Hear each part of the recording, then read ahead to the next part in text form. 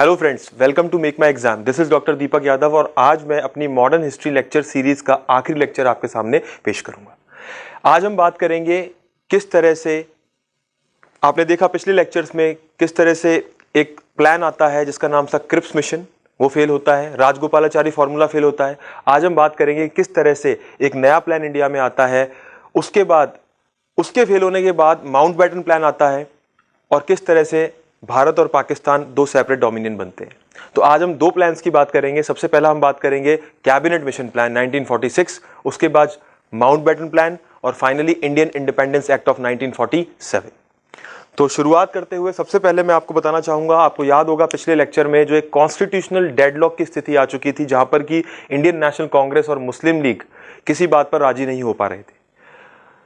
मुस्लिम league अपनी demand पर अड़ी हुई थी जिसकी वजह से पहले क्रिप्स मिशन और बाद में राजगोपालाचारी फॉर्मूला फेल हो चुका था। तो फाइनली 1946 में एक नया मिशन भारत भेजा गया जिसका नाम था कैबिनेट मिशन। तो कैबिनेट मिशन प्लान 1946, ये मिशन इंडिया किसने भेजा? ब्रिटेन के प्रधानमंत्री क्लीमेंट एटली ने। क्लीमेंट एटली ने 3 लोगों का एक ग्रुप इंडिया भेजा। ये 3 लोग कौन थे? इस कैबिनेट मिशन में ये 3 लोग Stafford Cripps, Pethick Lawrence and AV Alexander. क्योंकि ये तीनों लोग ब्रिटेन की पार्लियामेंट में कैबिनेट मिनिस्टर थे, इसलिए इस मिशन को नाम दिया गया कैबिनेट मिशन। और इस कैबिनेट मिशन के 2 काम थे। पहली बात, इसे इंडिया में पावर ट्रांसफर करके आना था।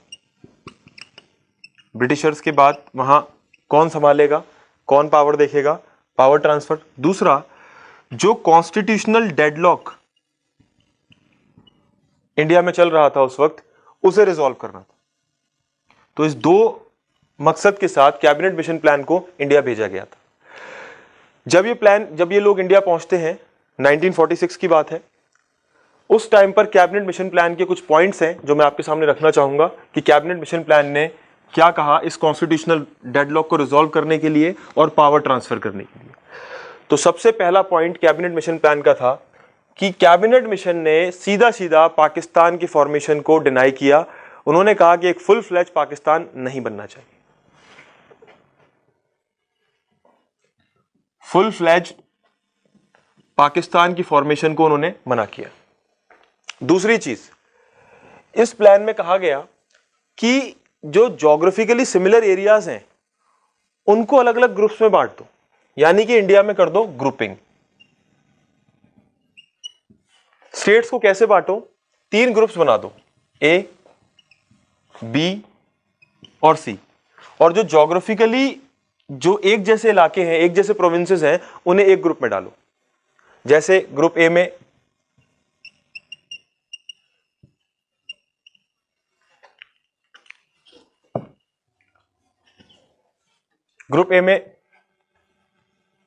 बॉम्बे, मद्रास और Central Provinces. Bombay, Madras, Central Provinces. Group B में Punjab, Sindh, North West Frontier Province. Group C में बंगाल, असम। इस तरह से ग्रुपिंग कर दो इंडिया की। ये ज्योग्राफिकली सिमिलर एरियाज जो हैं अलग अलग अपने अपने ग्रुप में आ जाएं, अलग अलग प्रोविंसेस अपने अलग अलग ग्रुप्स में आ सकें। इसके साथ साथ यहां पर बात की गई एक कॉन्स्टिट्यूएंट असेंबली बनाने की। कॉन्स्टिट्यूएंट असेंबली बनाई जाए और ये कॉन्स्टिट्यूएंट असेंबली में जो मेंबर्स होंगे वो कहां से चुने जाएंगे?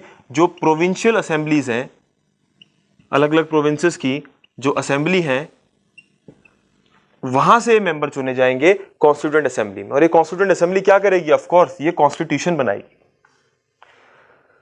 तो आप देख रहे हो कि एक फुल फ्लैज पाकिस्तान के लिए मना किया गया। ग्रुपिंग की बात की भारत में, ए, बी और सी 3 कैटेगरीज में अलग अलग प्रोविंस को डाला जाएगा। और एक कॉन्स्टिट्यूएंट असेंबली बनाने की बात की जो कॉन्स्टिट्यूशन बनाई। इसके अलावा कुछ और जरूरी पॉइंट भी थे कैबिनेट मिशन प्लान में, जहां पर यह कहा गया कि जो ये प्रोविंसेस हैं, जो एक ग्रुपिंग की गई है ए, बी और सी, इनमें जो प्रोविंस होंगे, अलग अलग प्रोविंसेस जो होंगे, उनका अपना कॉन्स्टिट्यूशन होगा। उनका अपना कॉन्स्टिट्यूशन होगा प्रोविंसेस का, इन ग्रुप्स का अपना अलग कॉन्स्टिट्यूशन होगा, और बाद में तीनों ग्रुप्स मिलकर एक यूनियन का अपना अलग यूनियन का एक कॉन्स्टिट्यूशन बनाएंगे। कहने का मतलब जो तीन ग्रुपिंग बनाई गई ए, बी और सी, इनमें जितने भी प्रोविंसेस होंगे उनका अपना कॉन्स्टिट्यूशन होगा, अलग अलग ग्रुप का कॉन्स्टिट्यूशन होगा। जैसे ग्रुप ए में जितने स्टेट, जितने प्रोविंसेस हैं, उन सभी प्रोविंसेस का अपना अपना कॉन्स्टिट्यूशन। इस ग्रुप ए का अलग से कॉन्स्टिट्यूशन, बी का अलग कॉन्स्टिट्यूशन, उसके प्रोविंसेस का अलग कॉन्स्टिट्यूशन, ग्रुप सी का अलग कॉन्स्टिट्यूशन, उसके अलग अलग प्रोविंसेस का अलग अलग कॉन्स्टिट्यूशन, और बाद में तीनों ग्रुप मिलकर बनाएंगे एक कॉन्स्टिट्यूशन जो कहलाएगा यूनियन का कॉन्स्टिट्यूशन। दूसरी बात, रेजिडोरी पावर। रेजिडोरी पावर, जैसे आज हमारे कॉन्स्टिट्यूशन के मुताबिक जो तीन लिस्ट हैं, यूनियन लिस्ट, स्टेट लिस्ट और कॉन्करेंट लिस्ट। यूनियन लिस्ट के सब्जेक्ट पर कानून बनाती है केंद्र सरकार, स्टेट लिस्ट पर स्टेट गवर्नमेंट, राज्य सरकार, और कॉन्करेंट में दोनों को पावर होती है। लेकिन जो कुछ बच गया, रेजिडोरी पावर, आज हमने अपने कॉन्स्टिट्यूशन के मुताबिक किसे दी है? सेंट्रल गवर्नमेंट को। लेकिन इस प्लान ने रेजिडोरी पावर किसे देनी चाहिए? प्रोविंसेस को। इंपॉर्टेंट बात।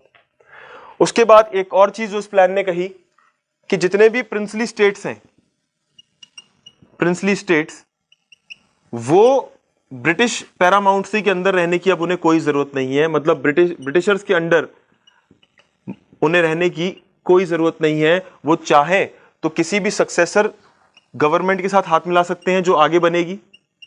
कोई भी सक्सेसर गवर्नमेंट, इंडिया या पाकिस्तान, उनके साथ हाथ मिला सकते हैं, या फिर वो चाहें तो ब्रिटिशर्स के साथ भी कोई एग्रीमेंट कर सकते हैं। उन्हें फ्री छोड़ दिया गया। इसके अलावा यही कॉन्स्टिट्यूएंट असेंबली, जो कॉन्स्टिट्यूएंट असेंबली की मैंने बात की, जहां पर कि प्रोविंसेस के जो प्रोविंशियल असेंबली के जो मेंबर्स हैं वो चुने जाएंगे और वो बनाएंगे कॉन्स्टिट्यूएंट असेंबली, और ये कॉन्स्टिट्यूएंट असेंबली आगे जाकर बनाएगी देश का संविधान। ये कॉन्स्टिट्यूएंट असेंबली ही काम करेगी एज एन इंटरिम गवर्नमेंट। तो कैबिनेट मिशन प्लान के कुछ इंपॉर्टेंट पॉइंट्स कि सभी प्रोविंसेस का अपना कॉन्स्टिट्यूशन, हर एक ग्रुप का अपना कॉन्स्टिट्यूशन, और बाद में तीनों ग्रुप मिलकर बैठकर बनाएंगे यूनियन का कॉन्स्टिट्यूशन। रेजिडोरी पावर प्रोविंसेस के पास होगी। प्रिंसली स्टेट्स ब्रिटिश पैरामाउंट्सी के अंडर रहने की कोई जरूरत नहीं है। कॉन्स्टिट्यूएंट असेंबली एक इंटरिम गवर्नमेंट का काम करेगी। ब्रिटिश पैरामाउंट्सी के अंडर इन्हें प्रिंसली स्टेट्स को रहने की जरूरत नहीं है। वो चाहें तो किसी सक्सेसर गवर्नमेंट के साथ हाथ मिला सकते हैं, एग्रीमेंट कर सकते हैं, या फिर ब्रिटिश सरकार के साथ ही कोई एग्रीमेंट कर सकते हैं। इसके अलावा जो दो अहम बातें कही गई कैबिनेट मिशन प्लान में, ये जितने भी ग्रुप्स थे, तीनों ग्रुप, इनमें जो प्रोविंसेस थे, किसी भी प्रोविंस से कोई भी प्रोविंस 5 साल बाद, आफ्टर 5 ईयर्स, 5 साल बाद वो अपने ग्रुप से अलग हो सकता है। ग्रुप से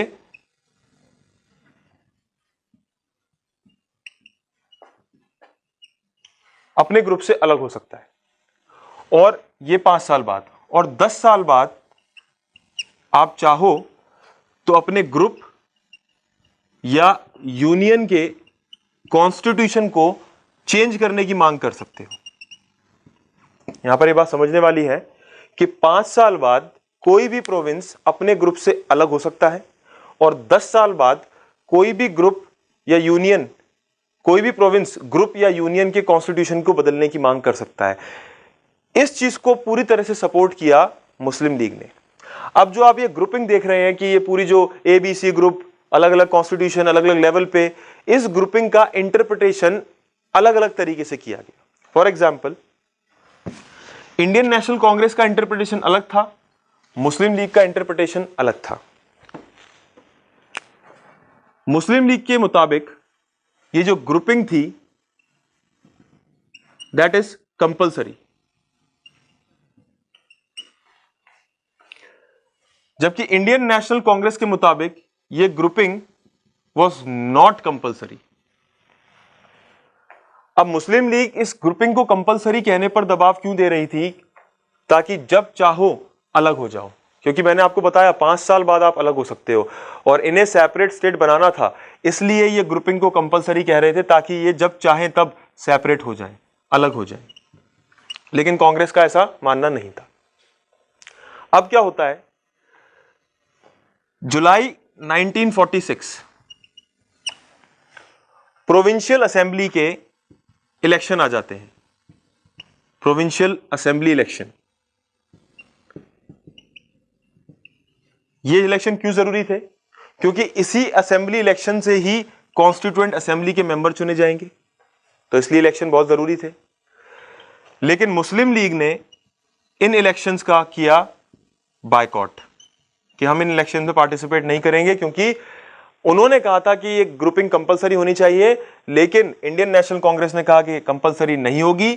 फाइनली ब्रिटिश सरकार ने मुस्लिम लीग की बात नहीं मानी और इस बात से नाराज होकर मुस्लिम लीग ने प्रोविंशियल असेंबली के इलेक्शंस को बायकॉट किया।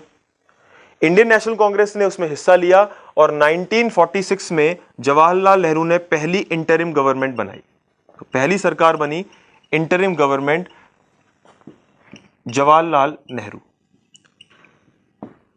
मुस्लिम लीग ने बायकॉट किया, लेकिन जब ये सरकार बनी उसके बाद देश में कम्युनल वायलेंस हुई, कम्युनल राइट्स हुए, तो बहुत दंगे हुए, कम्युनल राइट्स हुए, जिसमें लगभग 5000 लोग मारे गए। फाइनली मोहम्मद अली जिन्ना ने डिसाइड किया कि मुझे भी सरकार में शामिल हो जाना चाहिए। शुरुआत में उन्होंने बायकॉट किया, लेकिन बाद में उन्होंने डिसाइड किया कि मुझे भी सरकार में अब शामिल हो जाना चाहिए। तो उसके कुछ टाइम बाद मुस्लिम लीग ने भी इंटरिम गवर्नमेंट में पार्टिसिपेट किया, लेकिन मुस्लिम लीग के पार्टिसिपेट करने से ये कॉन्स्टिट्यूशनल डेडलॉक था वो रिजॉल्व होता नहीं दिखने लगा, क्योंकि बार बार आईएनसी और मुस्लिम लीग में क्लैशेस बढ़ने लगे और लगातार बढ़ने लगे। यहीं पर एक स्टेटमेंट दिया गया क्लीमेंट एटली। क्लीमेंट एटली ने एक स्टेटमेंट दिया जिसे एटली स्टेटमेंट कहते हैं, और इसमें उन्होंने कहा, एक डेडलाइन दी फरवरी 1947 में उन्होंने स्टेटमेंट दिया और एक डेडलाइन रखी और कहा कि आपके पास वक्त है 30 जून 1948 तक का। मैं इतना टाइम आपको दे रहा हूं और इतने वक्त में आपको सरकार बनानी है, और जो सरकार बन जाएगी, जिसकी भी हो वो सरकार, मैं पावर ट्रांसफर कर दूंगा।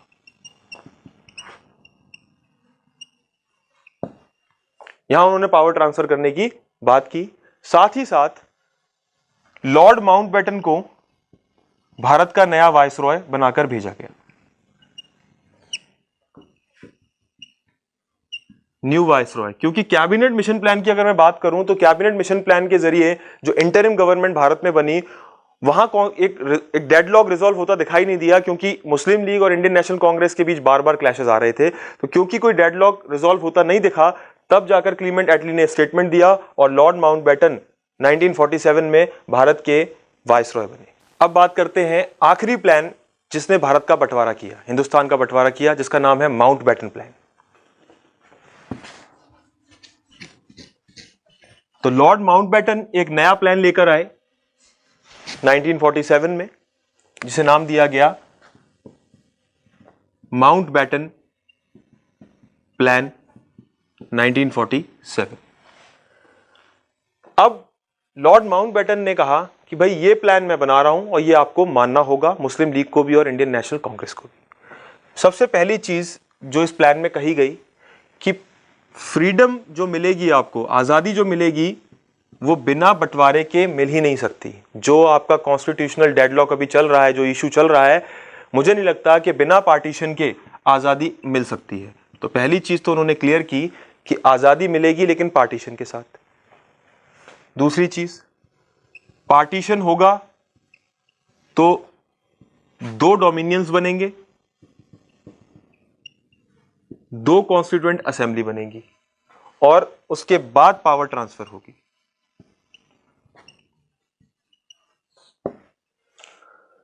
इस प्लान में उन्होंने जो वोटिंग वाला मेथड था उसको थोड़ा सा मुस्लिम लीग के फेवर में कर दिया। और वो क्या था कि माउंटबेटन प्लान में कहा गया कि पंजाब और बंगाल की जो लेजिस्लेटिव असेंबली है उसे 2 ग्रुप्स में बुलाओ, 2 ग्रुप्स में डिवाइड करो, एक हिंदू और एक मुस्लिम। पंजाब और बंगाल की जो असेंबली है उन्हें 2 ग्रुप में डिवाइड करो, एक हिंदू और मुस्लिम, और दोनों से कहो अपना अपना वोट डालें। अगर इन ग्रुप्स में से किसी एक ग्रुप ने भी पार्टीशन को फेवर किया तो बंगाल और पंजाब दोनों का बंटवारा होगा, पहली बात। दूसरी चीज, सिंध अपना डिसीजन खुद ले और नॉर्थ वेस्ट फ्रंटियर प्रोविंस में आप वोटिंग करा लो, जनता से रेफरेंडम करा लो और जनता खुद डिसाइड करे कि उसे पार्टीशन चाहिए या नहीं चाहिए। अब बात आती है कि जब हिंदू और मुसलमान की अलग वोटिंग कराने की बात की गई तो ऐसा ही कुछ मोहम्मद अली जिन्ना ने शुरुआत में कहा था कि मुसलमानों की अलग वोटिंग कराओ बंगाल और पंजाब में, लेकिन उस वक्त इंडियन नेशनल कांग्रेस ने इसे नहीं माना था। तो अब इंडियन नेशनल कांग्रेस इस प्लान पर राजी कैसे हो गई कि मुसलमान अलग वोट करें और हिंदू अलग? उसकी वजह थी कि कांग्रेस को यह डर था कि जब तक ये डेडलॉक नहीं रिजॉल्व होगा, ये सुलझेगा नहीं मामला, तब तक दंगे चलते रहेंगे और कई लोगों की जान जाएगी। इसलिए कांग्रेस इस प्लान को मानने पर मजबूर हो गई। फाइनली जब वोटिंग हुई, पार्टीशन के फेवर में वोटिंग हुई, यहां का रेफरेंडम भी पार्टीशन के फेवर में हुआ और इस तरह से हिंदुस्तान और पाकिस्तान के 2 डोमिनियन बने। इसी माउंटबेटन प्लान को फाइनली सरकार ने, ब्रिटिश सरकार ने रेटिफाई किया as the Indian Independence Act.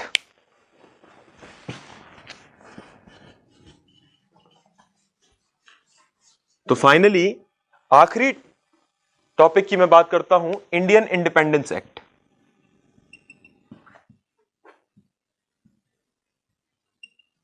Indian Independence Act 1947. So the British Parliament formally ratified the Mountbatten Plan as the Indian Independence Act of 1947, जिसके द्वारा अलग अलग 2 डोमिनियन बनाए गए, इंडिया और पाकिस्तान, और दोनों को आजादी दी गई। 14 अगस्त पाकिस्तान, 15 अगस्त इंडिया। पाकिस्तान ने अपना पहला गवर्नर जनरल, अपने पहले गवर्नर जनरल के तौर पर मोहम्मद अली जिन्ना को चुना, जबकि India decided to continue with Lord Mountbatten. और इस तरह बंटवारे के साथ दोनों मुल्कों को आज़ादी मिली। और इस तरह से मॉडर्न हिस्ट्री की मेरी लेक्चर सीरीज आज खत्म होती है। मैं उम्मीद करता हूं कि ये लेक्चर सीरीज आपके अलग अलग तरह के एग्जाम्स में बहुत मदद करेगी, बहुत मददगार साबित होगी। Please like, share and subscribe our channel Make My Exam. Thank you so much.